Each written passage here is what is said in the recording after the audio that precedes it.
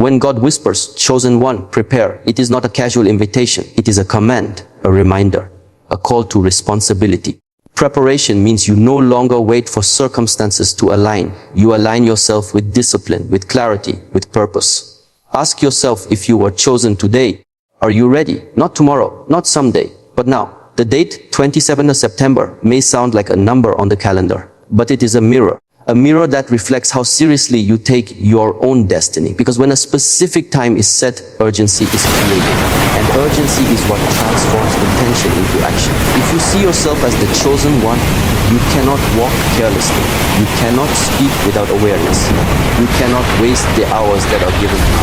Every moment becomes training. Every challenge becomes preparation. Remember, this struggle is not here to break you. It is here to prepare you. When you carry weight and training, your body becomes stronger. When life places weight on your shoulders, your spirit becomes unshakable. The chosen one is not identified by comfort. The chosen one is identified by discipline, by the ability to stand steady in chaos, by the strength to keep walking when others stop. So as 27th of September approaches, don't ask what will happen that day. Ask instead, who will I have become by that day?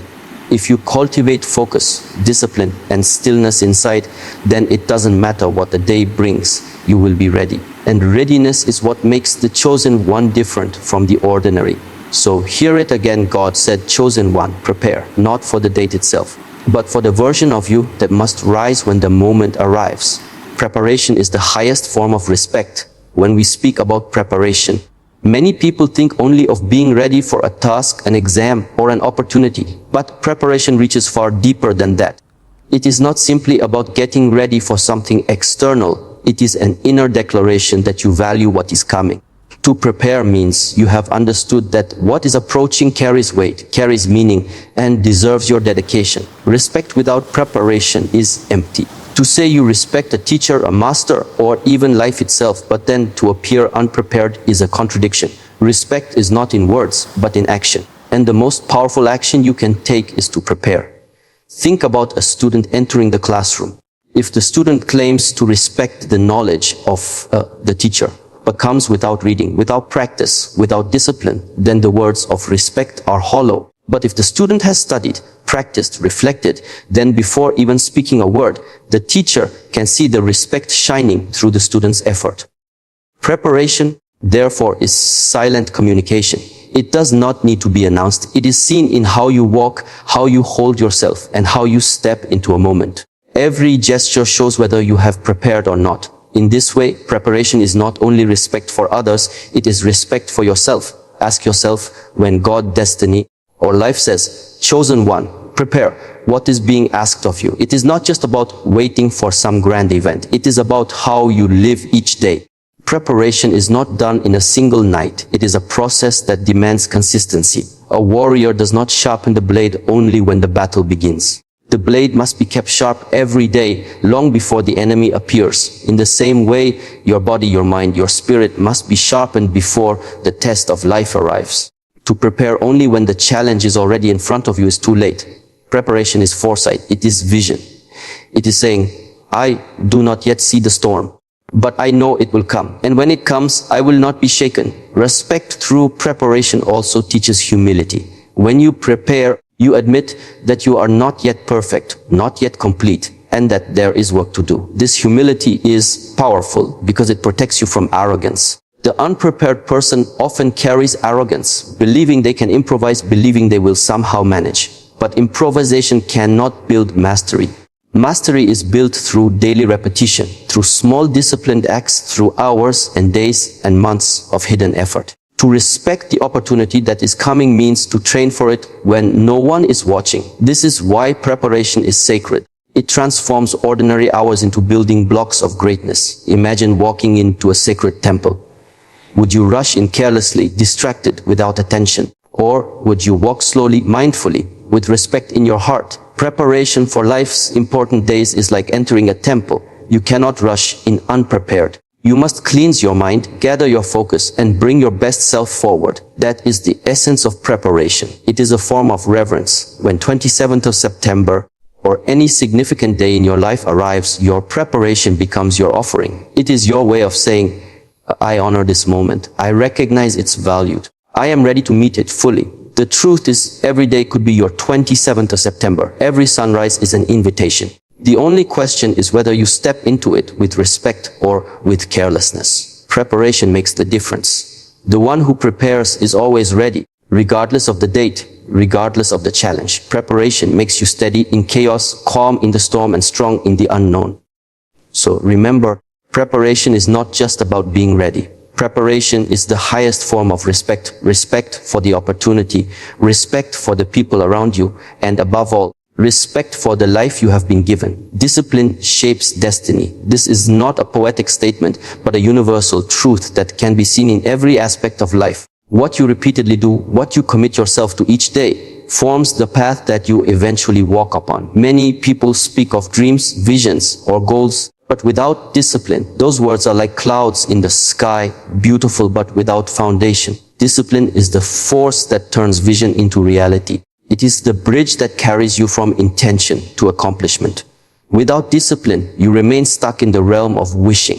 With discipline, you step into the realm of becoming. Consider a seed planted in the ground. It cannot choose when to grow or when not to grow. It must follow the natural discipline of its process. It needs water consistently, sunlight consistently, care consistently. If one day it receives attention and the next it is neglected, the growth will be weak.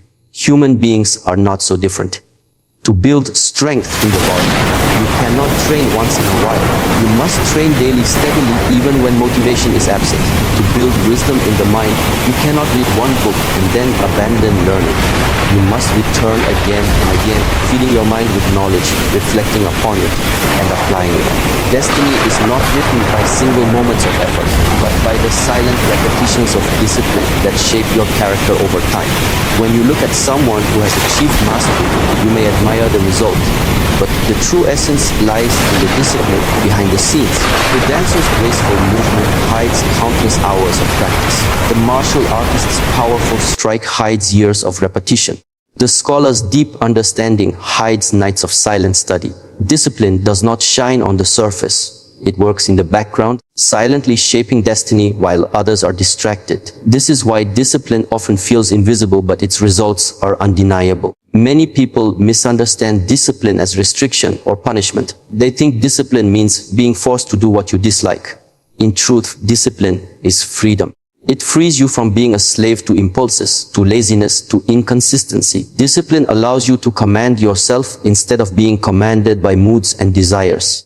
Without discipline, you are tossed around like a leaf in the wind, never stable, never in control. With discipline, you stand like a mountain, firm and unmoved, regardless of the weather around you. That stability over time guides you to your destiny. Imagine life as a river. Without discipline, you drift wherever the current takes you, sometimes into calm waters, sometimes into storms, but never truly choosing your direction. With discipline, you hold the paddle in your hands. You may still face storms, but you steer, you navigate, and you decide where the river carries you. This is why discipline is destiny. It gives you the power to create instead of just react. Destiny is not something far away waiting for you in the future. It is built now in the small acts you repeat every day. Waking up early, focusing on your work, speaking with kindness, training your body, controlling your thoughts. All these acts, those small, accumulate and shape the person you become. And the person you become is the one who steps into the future. So every disciplined action today is a brick in the foundation of your destiny. When life whispers that you are chosen, it is not pointing to talent or luck. It is pointing to discipline. For it is not the chosen who succeed, but the disciplined who remain faithful to their path. If you wish to change your destiny, do not wait for miracles. Build discipline, train the body, discipline the mind, guide the spirit. Step by step, day by day, your repeated actions carve the direction of your life. In the end, your destiny is nothing more than the shadow of your discipline. Energy flows where attention goes. This truth has been repeated through generations because it describes the very way human life unfolds. Whatever you choose to focus on, you feed. Whatever you feed grows. If your attention is scattered, your energy will also be scattered and your progress will be weak. If your attention is steady and directed, your energy becomes concentrated and great change becomes possible. Attention is the steering wheel of the human spirit. Without mastering attention, you cannot master your destiny. Think of a magnifying glass under the sun. The sun itself shines everywhere, but its scattered rays do not burn. When those rays are focused through a lens, fire is created. Your mind is no different. Your energy, your potential is vast, but without focus, it is diluted across distractions. In today's world, distractions are countless. Screens, noise, opinions, doubts. If you allow your attention to be stolen every few moments, your energy is drained and nothing meaningful is built. But when you train your attention, when you direct it with intention, your energy becomes like the focused ray of sunlight. With that, you can ignite transformation in your life. Where attention goes, not only does energy flow, but your entire state of being follows. If you give attention to your fears, your energy nourishes them and they grow stronger. If you give attention to gratitude, your energy nourishes appreciation and joy expands within you. This is why awareness is vital. Most people are not even aware of where their attention rests. They are pulled by impulses, reacting without choice. But to truly live with purpose, you must reclaim the power of attention. You must choose consciously, where will I place my focus today? On problems or on solutions? On weakness or on strength? On doubt or on faith? Each choice directs energy and each direction builds your future. It is important to understand that energy does not discriminate. It simply follows the command of your focus. If you consistently focus on limitations, your energy will strengthen those limitations. If you focus on possibilities, your energy will give life to those possibilities. This is why leaders, warriors, and seekers of wisdom train their attention like a muscle. Just as you strengthen the body through repeated practice, you strengthen focus by repeatedly guiding the mind back to what matters.